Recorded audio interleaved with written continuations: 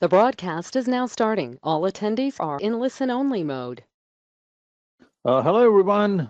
Good morning, good evening, good day to all of you from wherever around the world you're joining us. Welcome to our annual ritual here, the What's New webinar. This is an open webinar. We got a lot of people signed up, so we're pretty excited about this one. As mentioned, we're going to be talking about the what's new in our upcoming release.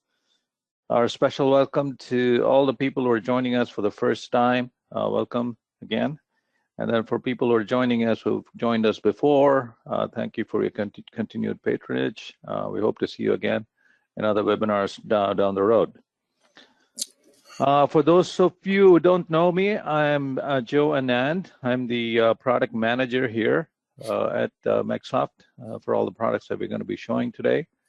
And today I'll be joined by Don LaCourse, our support manager, and he's actually going to be doing the demo and the show and tell. Before we get started, there are a few rules for the webinar. So Don, next slide, please. Yeah, we didn't skip that one slide. Go ahead and go over them now. Yeah. Okay. So there should be a chat window where you can add your questions in there, since there's a lot of people registered, and we'd like to restrict the webinar questions to what we're showing. Anything apart from that, unfortunately, we don't have time to cover. So anything that Don is showing or I'm talking about or Don's talking about that you're not clear, please go ahead and put your questions in that chat window that you see. And I'll be watching in the background, and we'll get to those answers to the questions as soon as possible.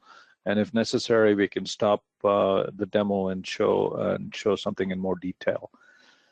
And also, as usual, we will be sending out the cleaned up recording of the webinar to everybody who's registered. So give us a couple of days and look for that email in your email. Make sure it's you check your spam folder also for those people who are joining us for the first time. So today's topic, as mentioned before, is what's new in 2025.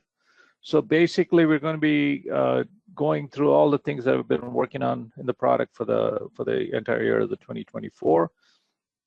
We're going to be starting with a 2.5-axis milling enhancements, 3-axis, talk about 5-axis hole making, simulation enhancements, usability, and post-processing and SDK enhancements. These are some of the things that we wanted to highlight. Obviously, there's a lot more enhancements all covered in the What's New document that is on our website. If you go to our, we will actually be also sending you a link for the What's New document that you can take a look after the webinar is over. So I don't really want to go into the topics here in this slide because Don's going to be talking about each one of those independently. So without any further ado here, Don, go ahead. Okay. Hello, everyone. Thanks for joining us today. As Joe mentioned, we're really excited about this 2025 update, and we've got a lot to talk about. So let's just jump right in here. And Joe, if you got anything to add, obviously just stop me. And sure. Yeah. Okay, so we're going to start with 2.5-axis milling, and the part that we see here, the main thing we added, well, one of the things we added is cutter compensation for hole pocketing and profiling. I did just want to mention that if you have a hole that you need to cut and you need very tight tolerances, up to 6 or even higher if you need it, hole pocketing and profiling is the way to go. You can get very tight tolerances, like if you got a press fit or a loose fit, say of a bearing or a sleeve or something. This is the method you want to go to. And now that we've added cutter compensation, it makes it even better. If you're cutting production holes or just if you want to use the compensation feature in your controller. But we've added cutter comp for hole pocketing. On the left, you see hole pocketing. On the right, you see hole profiling. And over here in the dialog, it works very exactly the same way as other cutter comp and other 2-axis operations. Just turn it on, and when you post, now I do want to make a mention of the post for cutter comp. Cutter comp does have to be set up in your post in order to output the G40, G41, G42, etc. In your G-code file. So if you're posting and you're looking for it and you don't see it, just contact us or send us your post definition file, and we'll add those criteria to it and send it back to you. Okay, so this is one of the main things in 2 1/2 axis milling. Let's go to the next one. I think I have another 2 1/2 axis. Yes, we have enhancements to our thread milling feature. This is actually a rather popular operation type. People wanting to cut threads either in holes if they just have a tap drill or a single pitch tap drill. You can use either one, and you can cut rather large hole threads, both internal and external threads. But if you look on the left here, you'll see the parameters that we enhanced and added to the thread milling. The start depth is interesting because if you want to leave such like a relief depth before the thread starts threading, you can use the start depth, and the threading will start obviously at the depth that you specify.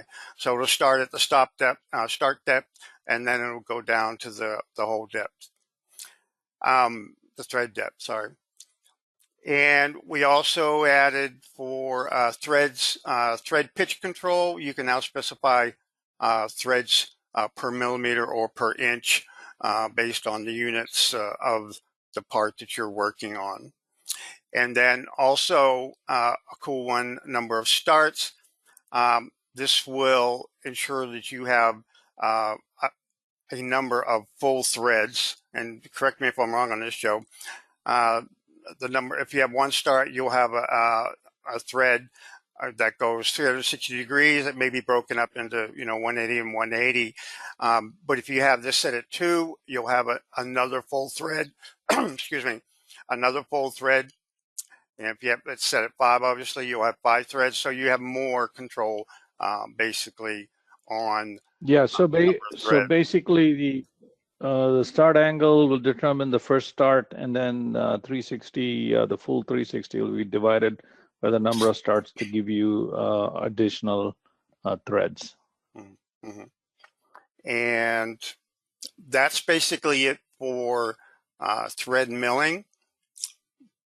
Yep. Okay, let's go on to the next, see what we got here.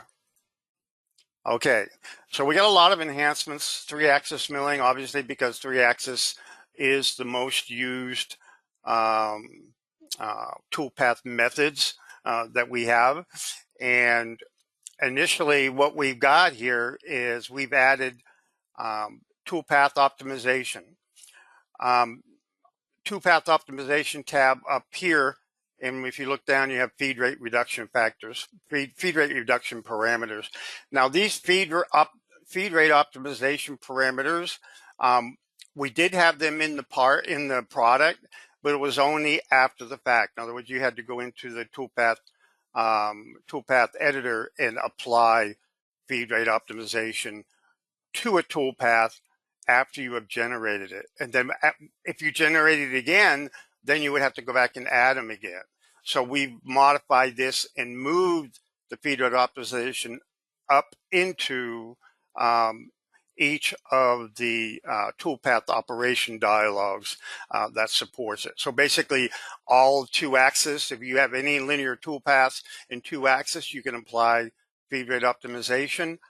Also in 3-axis, all of the linear 3-axis, any of the 3-axis that cuts in levels, you have basically, you look on the left here, we got one level here. This is facing, obviously, but any 3-axis that also is similar where you're cutting in levels and you have a toolpath on a flat plane that's wrapping around corners, you can apply the toolpath optimization parameters.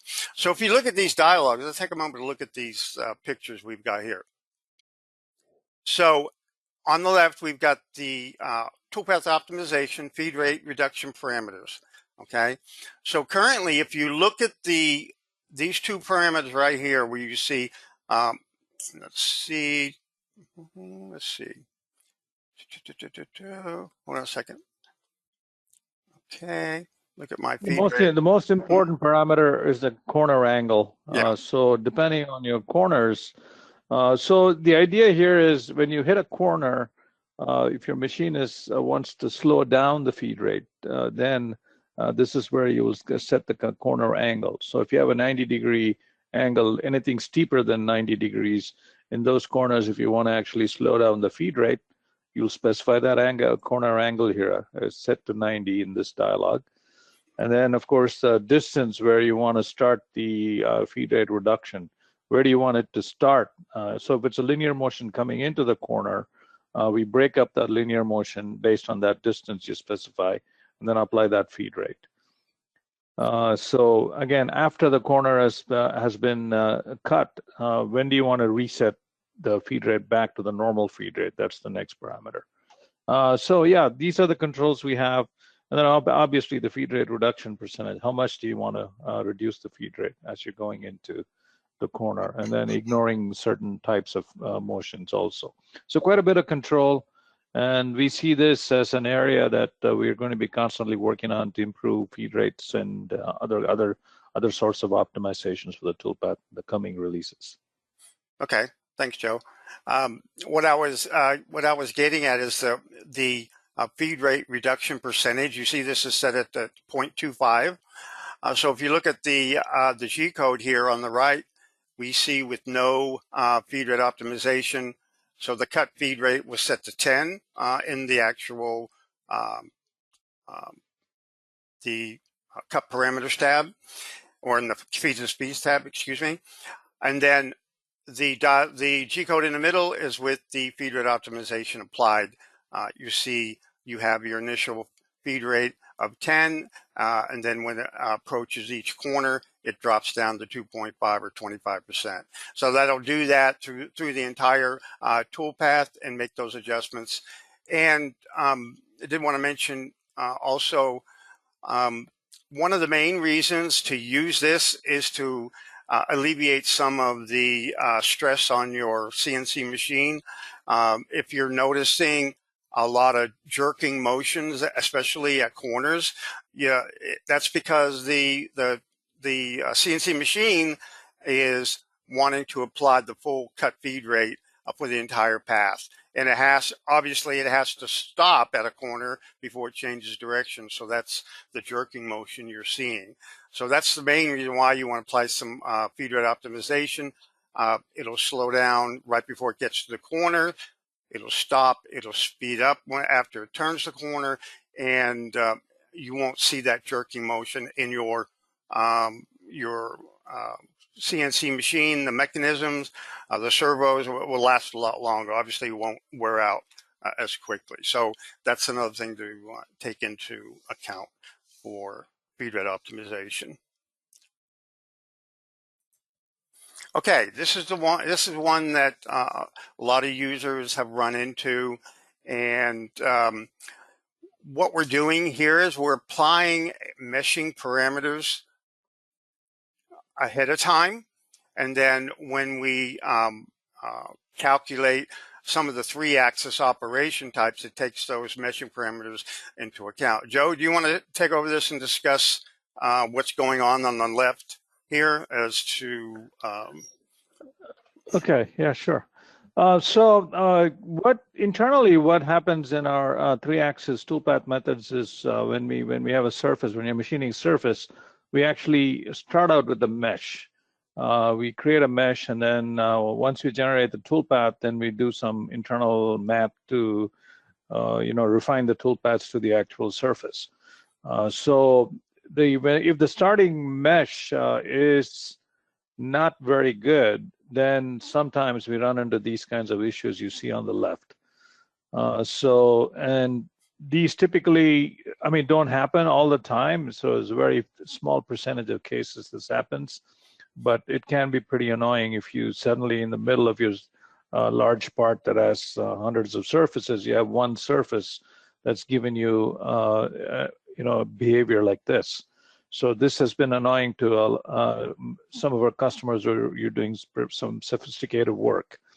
So what we have done to improve that is to give more control to the users to actually set the meshing initial meshing parameters to get the toolpath computation started. And so one of the things that the users can control now is the aspect ratio of the triangles in the mesh. Aspect ratio is basically the length divided by the width. So if you have an aspect ratio of 0, it's going to use the default mesh. Whatever the default meshing that was being previously used is going to be used.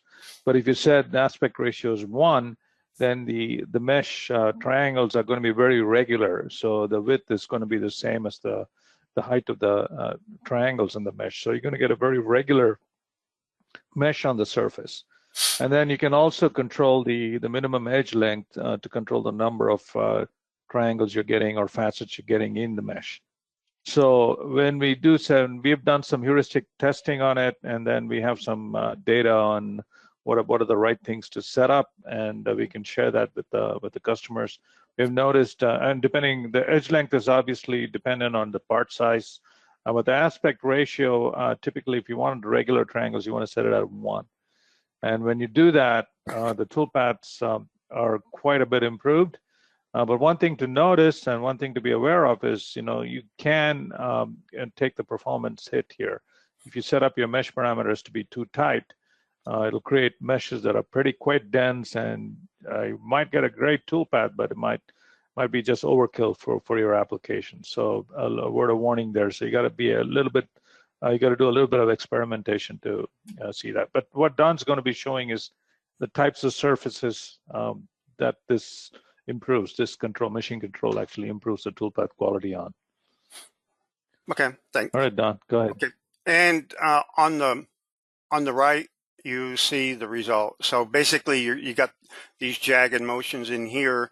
I'm going to show you this part and see why it does, not necessarily why, but I'm going to show you in effect when it happens, and then we can regenerate that after you set the meshing parameters and get a really good toolpath. This is something that users have run into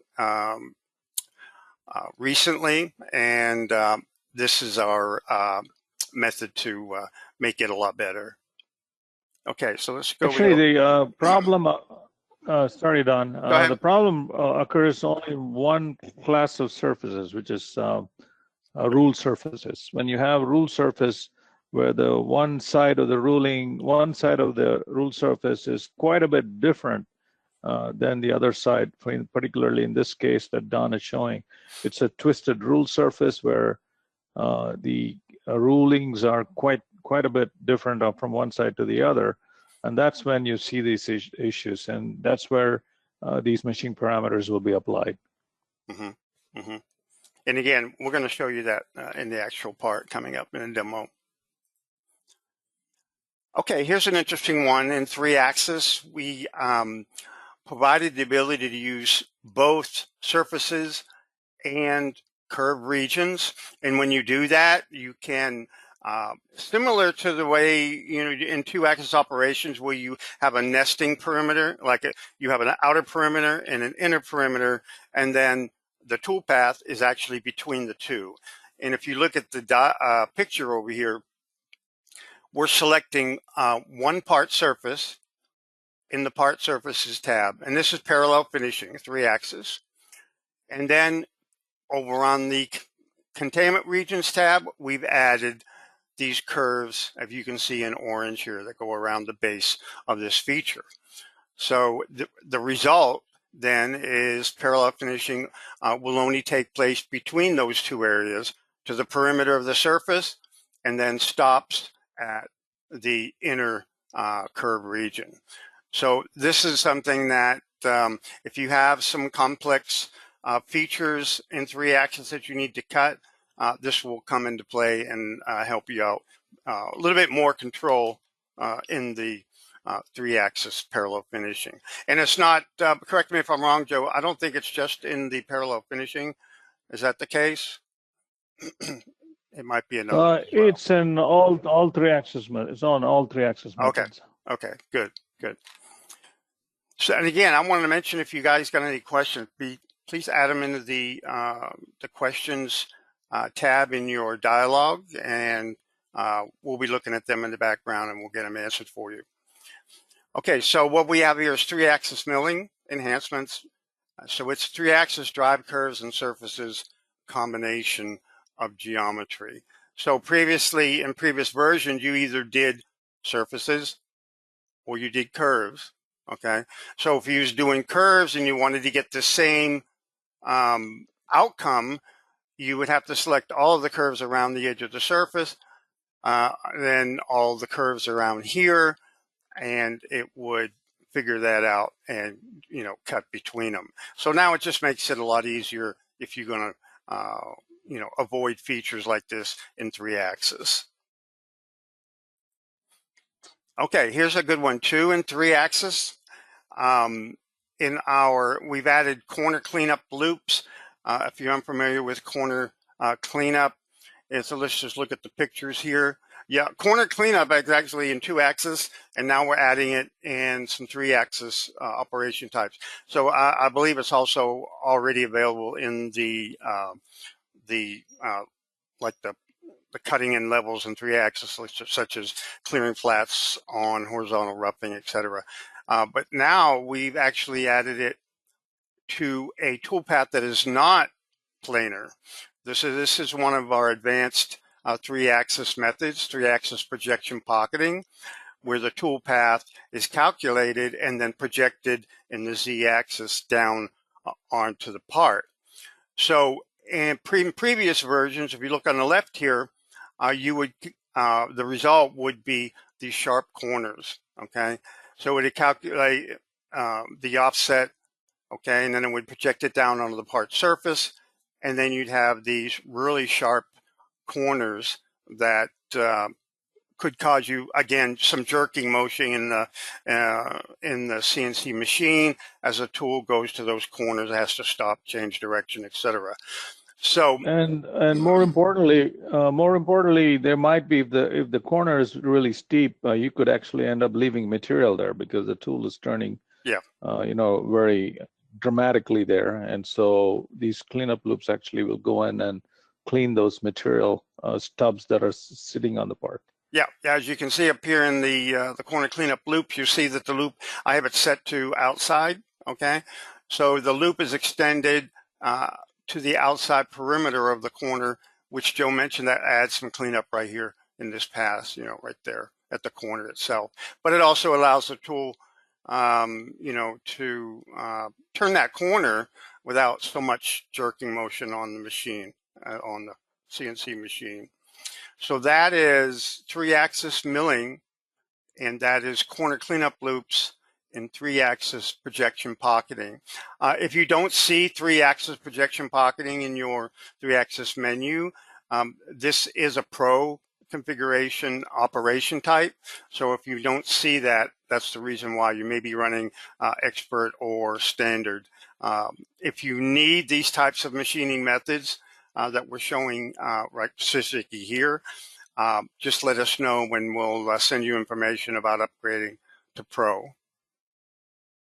So again, just before I move on, corner cleanup loops and 3-axis projection pocketing.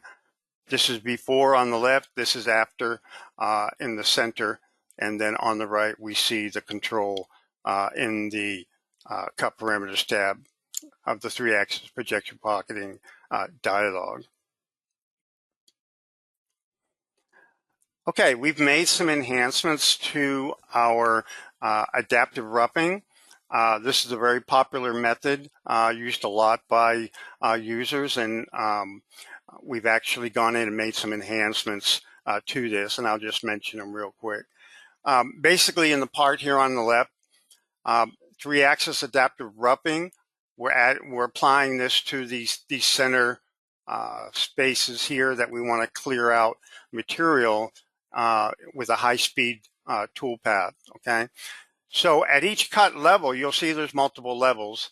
At each cut level, we're ensuring that we add the helical entry, a helical entry. There'll be at each cut level, there'll be at least one helical entry.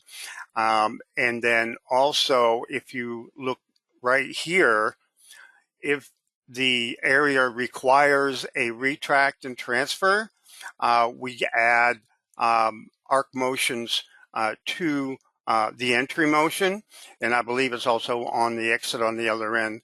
You can't see it right here. But basically what this does... No, the exit, so Don, no, there's no helix on the exits, but it's just, you could have a ramp exit. It's basically, yeah, you could have a radial ramp, not the helical motions. Yeah, or you could just extract straight out. Yeah. Yeah, I want to say something about the 3-axis adaptive roughing. You might not be familiar with this because most people, even when you buy a Pro configuration, you don't get it. This is a new technology product that we released a couple of years ago. This is quite advanced, so it's actually a separate. We priced it separately because it's quite advanced. It actually uses the in-process cut stock to determine where are the remaining materials to cut. And so it does a lot of processing, and it's quite complex, and it uses adaptive reasoning for actually creating the toolpaths. So this is really useful in the case of if you're doing a lot of mold work, complex parts like this, then this toolpath method is very, very useful. It reduces your cutting load quite dramatically, and also, even in the pockets and facing, even types of core and cavities in both types of situations. And it's a separately priced module. So if you're interested, we're actually marketing it a little bit better this year, starting this year. So if you're interested, drop us an email, and then we can send you some pricing information on how to add this. This can be added to any configuration, whether standard or pro or expert. So just want to let you know. Thank you. Okay, and just a review here on the far right, we see the adaptive roughing dialog. On the Engage Retract tab, we have our helical ramp set to 15 degrees. The angle of the helical ramp set to 15 degrees. The radius, obviously, is 1/8 of an inch, and then it applies that to each cut level. So we ensures that it applies to each cut level. So each level that you're cutting, you're getting a high-speed adaptive roughing toolpath produced. Okay, so if there's any questions on this, go ahead and add them to the questions tab, as I mentioned, and we'll get to them. Here's another enhancement that users have been asking for this past year, and we have, myself, I've asked for it also. So we're getting it now in 2025. That is the ability to leave your stock allowance in planar surfaces of your part. Anywhere that you're going to apply a clear flats option, you can also have it leave the stock allowance in your clear flats. Previously, the stock allowance on the flat areas did not apply. So if you had the clear flats checked, it would put a toolpath right on that flat area and clear that off for you. Well, sometimes you may not want that to occur, especially in a roughing toolpath where the tool is already doing a lot of work, and it could be wearing, and it could leave some unwanted material or some witness lines on this surface up here that is supposed to be a very clean finished surface. So we've added this to allow you to add stock to the planar areas ahead of time, and then you can come in with a toolpath such as a flat facing operation with another tool and get a really good finished area. And this will apply to any of the areas that it calculates to be a flat. So in this particular picture part here, obviously we have flats on each corner here, and then we have a flat down here, and then we have a flat in the middle right here, and then also inside at the bottom. So there's a lot of flat areas, and each one of those areas will leave the stock allowance if you check this box here under the cut levels tab, down here under cut levels next to clear flats. Just check this box now and it'll leave material in those flat areas. We're going to be showing this part. All the parts that you see in here, I would say 90% of them, we're going to actually looking at the parts themselves in the demo portion. Okay. So that is 3-axis clear flats with stock allowance. Now in 5-axis, we have enhanced one of our operation types. So this would be the 5-axis curve projection. So let's look at what's happening here in this part.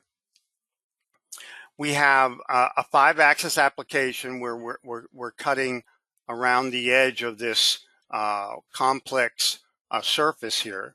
And if you look at this edge in orange, okay, you'll see that it's at the base of a raised area, okay?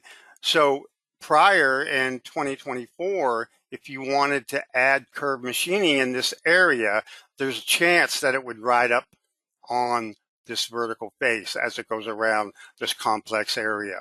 So if that occurred, then obviously you would want to use another method to try to clear up these areas. So now what it does is it calculates the curve that you want to project and allows you to set an offset. So if we know the tool diameter on the tip of the tool is a certain diameter, you can offset that, say half of the tool diameter. Here I'm setting it to 2.5, okay? And it's what it does is it calculates the offset curve and then it projects it down onto the tool path. So you don't have to draw. If you tried to go in here and draw this offset curve, you would not get a good result because of the complex area this is in. Trying to offset it and then project it, it's going to be a problem. So you're probably not going to be able to use this method probably in 20 previous versions. So now we do this as part of the toolpath. It's very, very helpful, as you can see in this particular part itself. And this method is used on 5-axis application where you want to trim like material from the edges of the part, or you want to clean up material on the edge of a feature in 5-axis. So again, this is in 5-axis curve projection, and this is in the premium, our premium 5-axis configuration, where you have all of the 5-axis continuous toolpaths available to you. And this one applies to the curve projection machining operation type. And again, you got this additional dialog here in the cut parameters tab. It allows you to set the cut side, left, right, center, and then also an offset if you want to apply an offset value. So very, very helpful if you're cutting in 5-axis. Now we're going to go from 5-axis to hole making because we've added a new method, new hole type method, and that is called rigid tapping. Now, rigid tapping, if your CNC controller supports what we refer to as canned cycles, C-A-N-N-E-D, as in a can. So these are predefined cycle types in your CNC machine that you can apply as needed. So this is an additional cycle type that we've added. It is a G84 cycle. And what we're doing here is if you're unfamiliar with rigid tapping versus regular tapping, so basically the difference is in the tool itself. In rigid tapping, the tool is rigid. In other words, the holder, the thread, everything is one rigid unit. Okay, so the movement of the threading, the cut feed, and the Z-depth is all controlled in the spindle and in the cut parameters that you're outputting. Okay, I should back up and say that. I should reword that. If you're using the rigid, then if you look at the CAN cycle over here, it outputs the requirements for the controller to calculate the feed rate, the cut, and the RPM is most the important. The spindle RPM. Yeah. So in the regular tapping, the tool is actually a floating tool where it does I guess the tapping inside that floating area. But there's one thing you need to know about this. The rigid tapping is a lot more accurate. Okay. And but there is one thing you want to be concerned about. Because it's rigid, you want to make sure you got your parameters correct because it puts more stress on the tap tool itself. So Joe, you want to add any more to that? I know it was kind of awkward explanations, but no, go ahead. I think, yeah, it's too hard, too difficult to explain it by words, so you need pictures. So okay. Go ahead. So let's just to recap there. In hole making, there is now multiple options for tapping, and I'll show you that one on this part. Okay, so you got a rigid tap, that's the new method, and then you had your previous methods, which was a regular tap, and we'll show you that.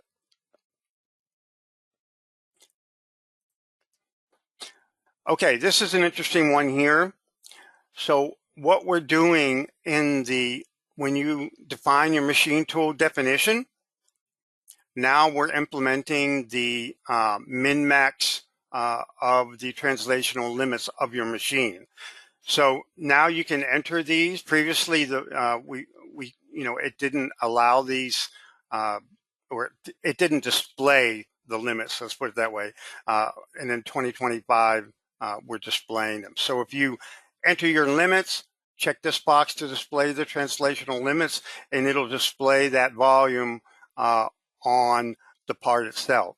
So what I'm getting at here down in this picture here, we see that the part is accidentally moved too far in the X direction, and it's actually violating the translational limits of your part.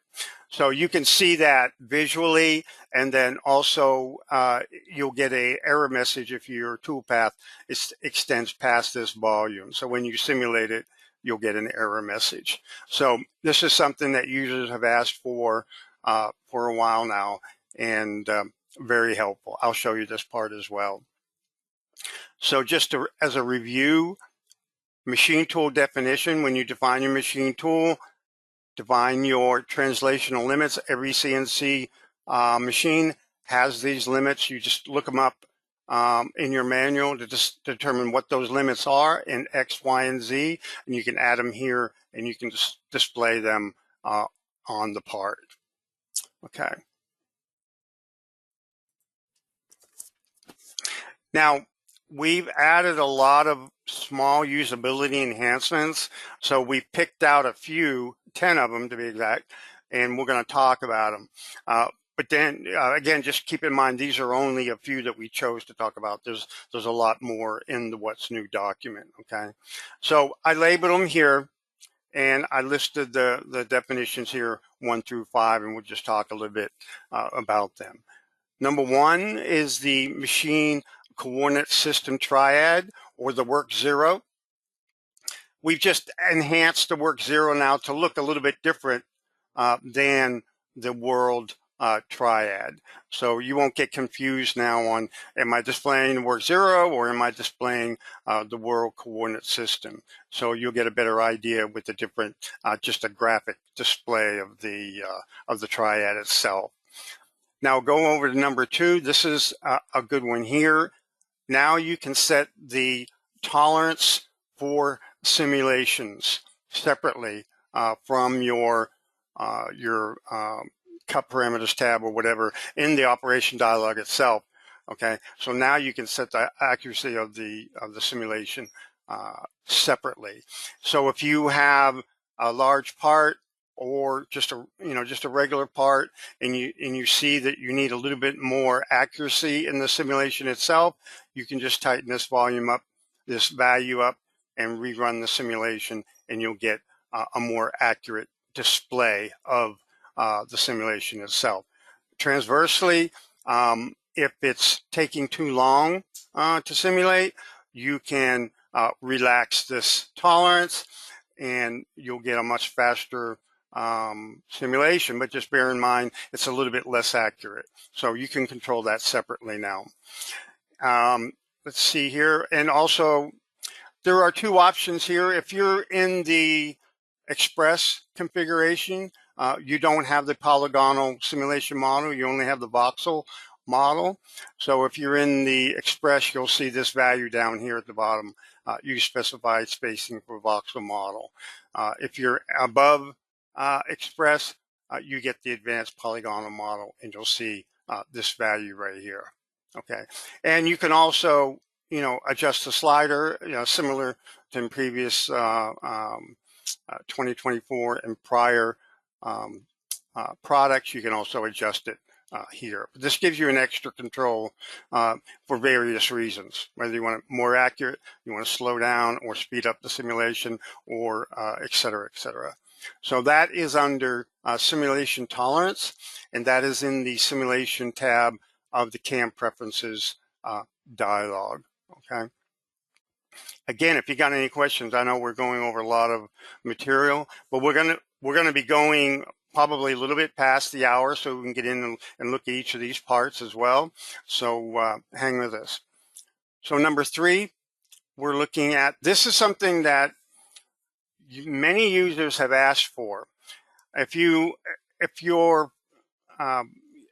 ever gone into your machining job tree and you've copied an operation or you've cloned an operation, you would have noticed that this was appended to the toolpath name, -copy. So every time you copied it, you'd have -copy. If you copied the copy, you'd have -copy. So it just gets very time consuming to get in there and get rid of these extra text that's in the name of the toolpath.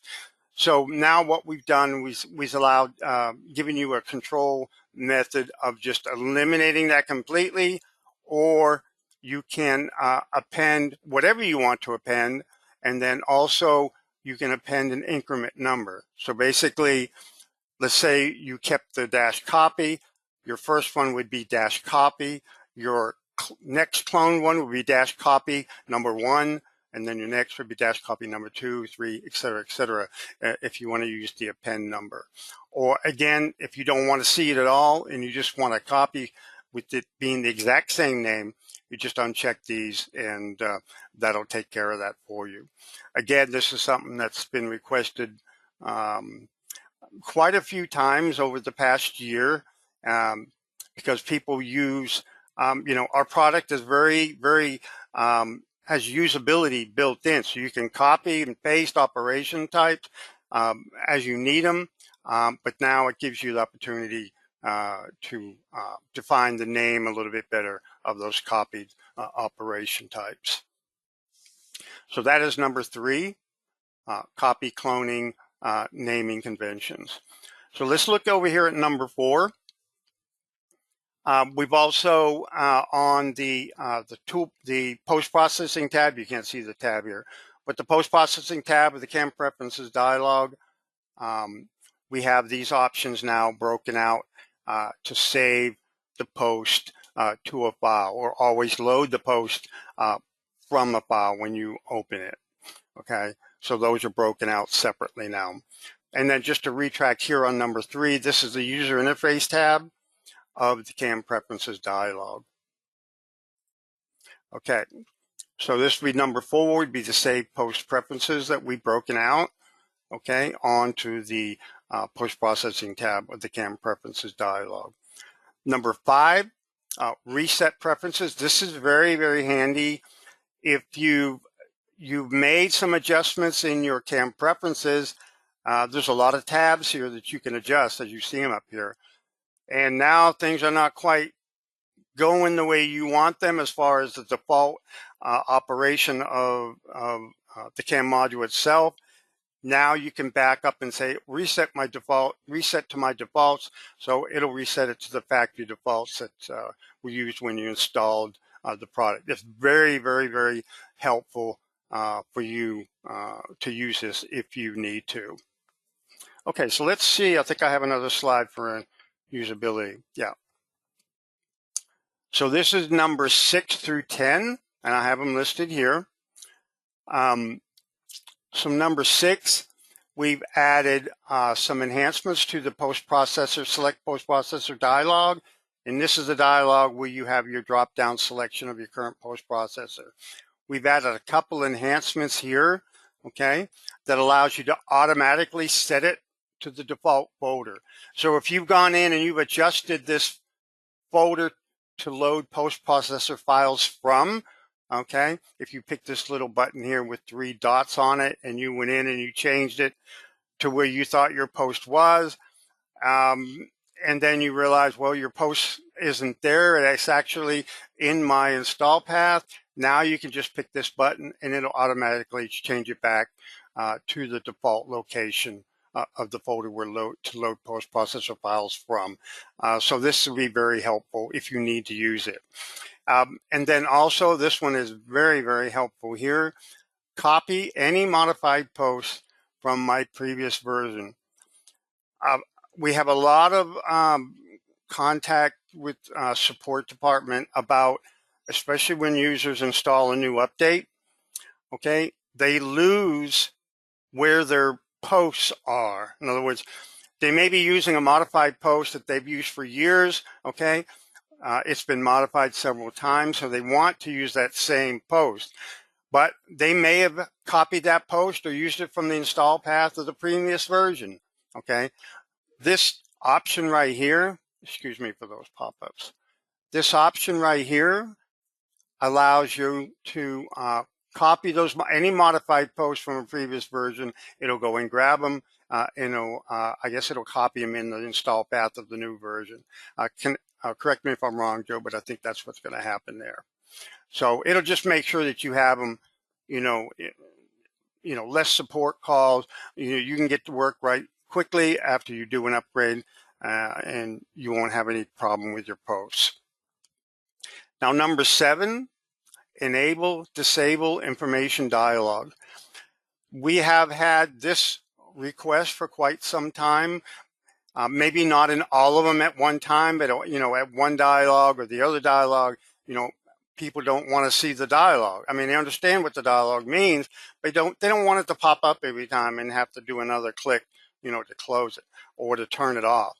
So we've now provided a section in the user interface tab of the CAM preferences where you can control pretty much 90% of the dialogues that pop up. You can turn them off or on here from this portion of the dialog. Okay, and that's very, very helpful.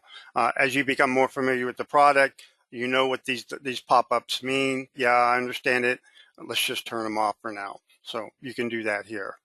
That's number 7. Number 8 is another very helpful enhancement. Maintain order of control geometry region. So in each of the toolpath methods, you'll see that you have your area where you can select your control geometry, be it part regions, void regions, et cetera, et cetera. Now, previously, you may have thought that they were processed in the order that you see them here, but there's a lot of processing going on in the background, which causes that maybe not to be the case. So Joe, you can jump in here and correct me if I'm wrong. Yeah, go ahead. Let me go ahead and explain this. Yeah, let me explain this. So previously in profiling, let's say you selected a bunch of curves. There would be a lot of pre-processing that happens to those curves. What we typically do is we check for self-intersections. We check for endpoint matching curves. So if there are two curves that are endpoint matched, we actually merge them into one internally. And then if they have self-intersections, we actually attempt to remove those self-intersections so the the toolpath methods will work correctly. So there's a lot of pre-processing that happens. And even sometimes we refine some of the curves if change the tolerance on the curve sometimes to make things simpler or more refined for the toolpaths. But if now with this maintain order of regions, if you check that box, we are not going to touch those curves that you input. So all those curves that you input are going to be treated separately and independently, and they're going to be treated as single curves, and each of them will be cut independently. So people have asked us this, especially people who are creating geometry that is clean, and they want to maintain the geometry that they create for the machining operation. So this is why this button was added. Okay, let me ask you a question while we're on this, Joe. I think we need to move on, Don. So because we're almost at the 1 hour mark, so we still got the demo to show. Okay. So that was maintain order, control geometry. Number 9, we mentioned this about the clear flats and the add stock. We've already talked about that. Number 10, add stock allowance to island tops. This is similar to the add stock in 3-axis, but this is in the 2-axis methods where you have the clear island tops method. The clear island tops option. So you can add the stock there as well. Okay, Joe, you want to review these post-processing enhancements real quick? Yeah, I want to go through this real quickly because we are almost out of time, and I don't want to keep people here that might have other things they want to do. So we really need to get onto the demo. Okay. There's a bunch of changes that have went into the posts. We've added new post variables. Since we added rigid tapping, there's a new cycle that was implemented in the post. And then all the machine tool parameters that are now you've defined in the machine tool dialog are now transmitted to the post. So you can use that, the post processor generator can use that in any fashion it deems necessary. And then our programmable post engine also was enhanced to handle asynchronous writing, which means we can post everything and then write to a file. This is very, very useful, especially if you are writing to different format files, not just G code. In fact, we can now write to DXF files as the post processor engine. So it's very, very sophisticated now with the ability to handle asynchronous writing. And then new methods to access machining operation types. This helps us post different operations in different manners. And then enhancement to suppress the work offset code from being posted. That's also been added. And then also any toolpath error events were also added in the programmable posts. And this can trigger other things in the programmable post that the user might want to do. Okay, the next slide, I think, is the SDK slide. For those of you who are not familiar, we do in the RhinoCAM product, we support an SDK. In this release, Python 3 was implemented, support for that. Previously in 2024, only Python 2 was implemented. Some of Rhino itself had gone to Python 3, and so some of the users were having issues with the scripts not running correctly. So we have added the implementation support for Python 3. And then again, new method to transmit machine tool parameters to the SDK was also sent, so you can do your own, processing of the machine tool parameters.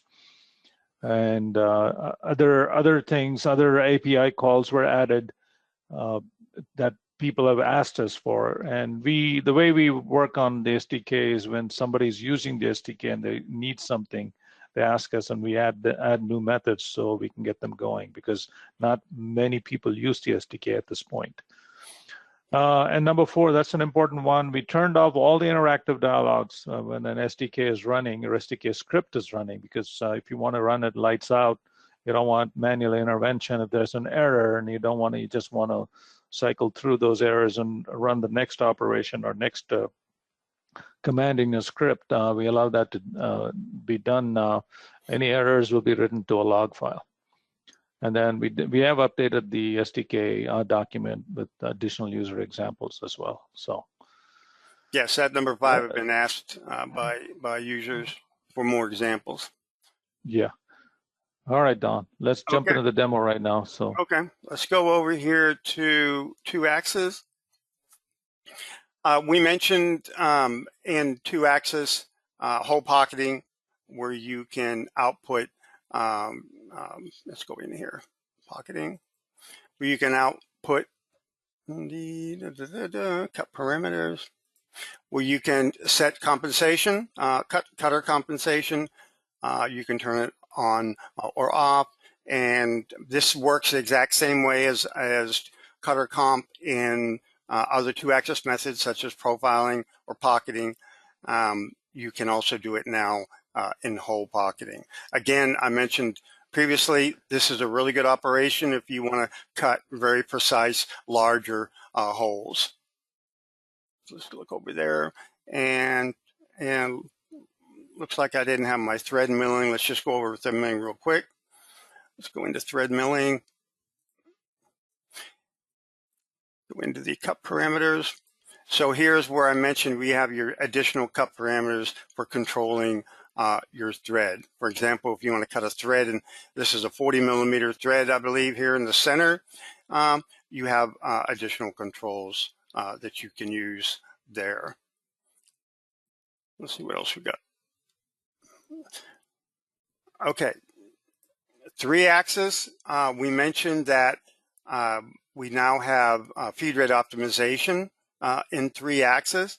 So if we go over here and we look at parallel finishing, you have another tab up here called Toolpath Optimization, okay, where you can apply Feedrate Optimization to the parallel finishing toolpath when the toolpath is generated. You don't have to do it after the fact like you did in previous versions. So we discussed this pretty much in detail in the slides. I just wanted to show you where it's located, the Toolpath Optimization tab, and it's also available in 2-axis methods.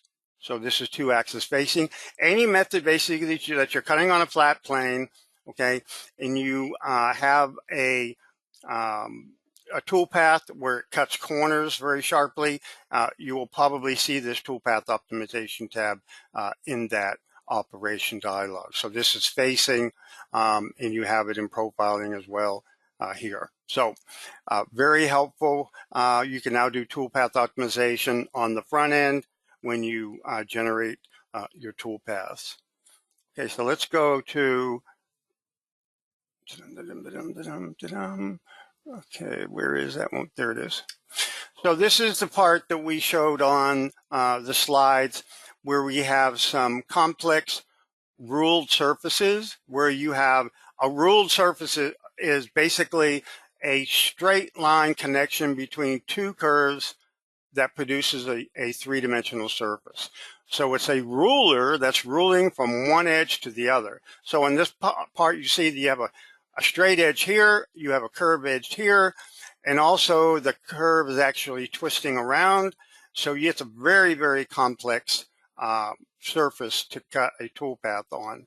So if you look at here in the parallel finishing, what can happen sometimes is this misinterpretation or the complexity of the underlying ruled surface cause the tool to move around when you don't, obviously you don't want it to. So you see basically in the top plane it's pretty straight, but in this right plane you see a lot of jaggeds. So here in parallel finishing, we've applied the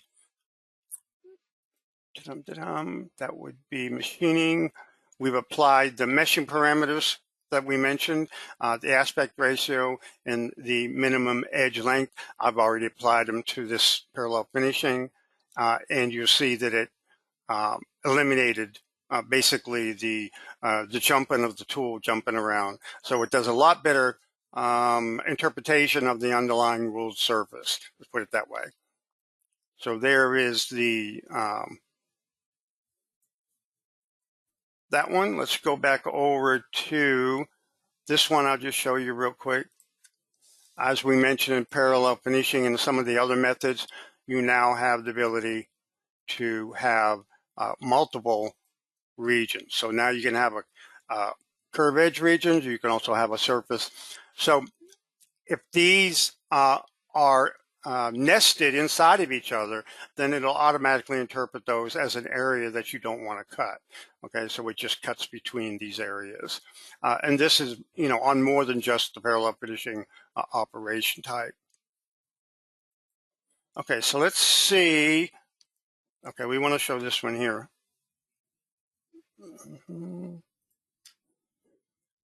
So let's turn the part off, the stock off. So on this one, I just wanted to mention real quick, we have another cool enhancement in the professional configuration where we're adding the corner loops. And you'll see this is not a flat toolpath.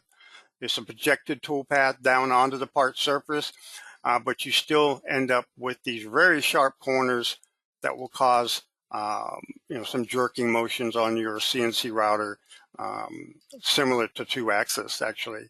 So now you can just you can add corner loops here. Let's show where they are here. Cut parameters tab. Now you've got the cleanup corner loop section where you can add corner loops to the inside or to the outside. I chose the outside on this one. And so it just allows that tool, another mechanism to change direction. So it's not stopping and jerking around. It's going around relatively fast through that corner loop. And then also on this one, let's go back up here. Let's go there. I can also show you this. So here's a problem that happens a lot to people. They have a part set up on their table. I mean, in their CAD file. They think it's right. They got all the toolpaths right, and then they go and run the G code, and we have errors. Say it's violating a Z-axis limit or an XY axis limit or whatever, and they're left trying to figure out what that means. Not only what it means, but also how do I fix it? So we've added this in the machine tool definition dialog. Enter your actual machine translational limits. These values are in your controller manual or in your machine manual. Enter them in the dialog, pick this box, and it'll show you on the screen where your min-max translational limits are located.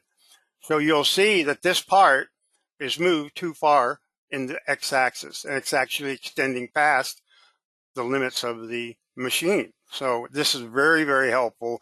Graphically show you, is my part aligned properly? Is it not aligned properly? And it's not only to the part too, it'll also, if you go to simulate any toolpath that extends past this translational limit, you'll come up with a warning message that tells you that you violated that translational limit. Very, very helpful. Get you back running much, much faster if you run into these types of issues. So let's go to this one real quick. The adaptive roughing, pretty straightforward. Let's look at this in levels. Here now we ensure that you have a helical entry motion, at least one at each cut level.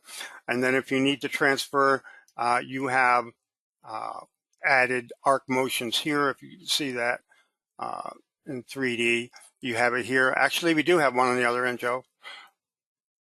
So you have an exit as well. Or to just, this is not actually an exit. This is just a move to another location and you need to engage. So you're adding, we're adding arc motions there as well. So very helpful, makes adaptive roughing work much better and faster, obviously, on the machine itself. So you can crank those feed rates up as fast as you can to get a really much better roughing operation.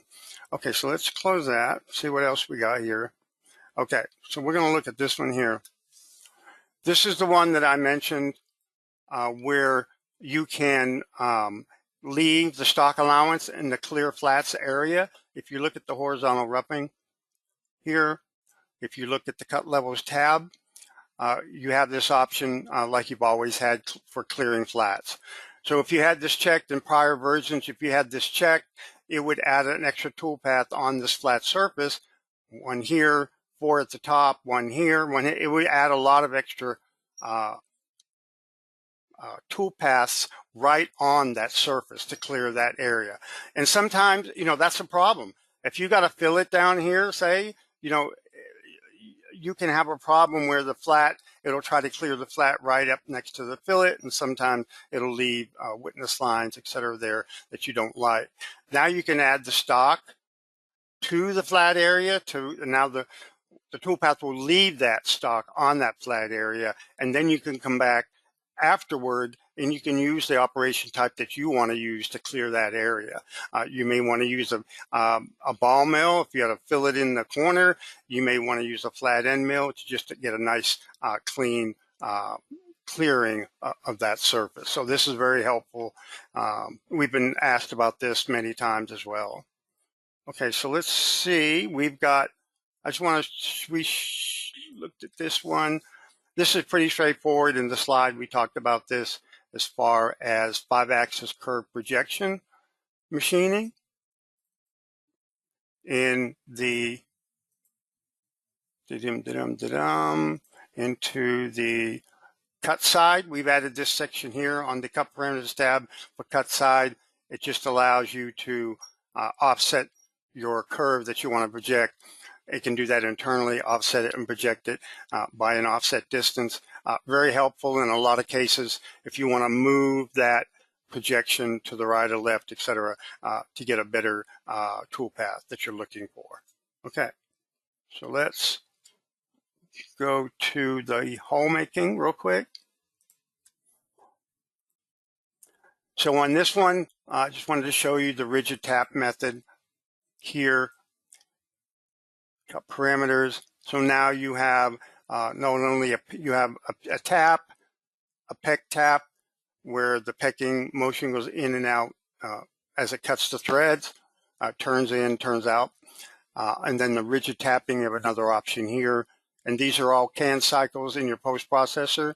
If you're selecting rigid tap and you see that it's not posting out, this does need to be added to your CAN cycles in the post. So if you're having an issue with that, likely maybe the rigid tapping CAN cycle is not added to your post. So just contact us and we'll make sure that gets added to you. And then obviously you got additional tap methods you can control manually. That's all of the parts. Do we have any questions, Joe? Yep. The big question that came about was when is this going to be released? Which is we are working hard at making sure everything is working correctly, and we expect to release it in February. So in the next few weeks, please look for an email from us, and we will be releasing both VisualCAD CAM 2025 and RhinoCAM 2025 shortly. 2 to 3 weeks at most, I think. Okay, and that's yeah. There's a few that came in, and that's all answered. So I think we're good, done. Thank you all for attending, and hope to see you again in our AMS webinars in the coming months. Okay, thank you, everyone. Take care. Bye-bye. Bye.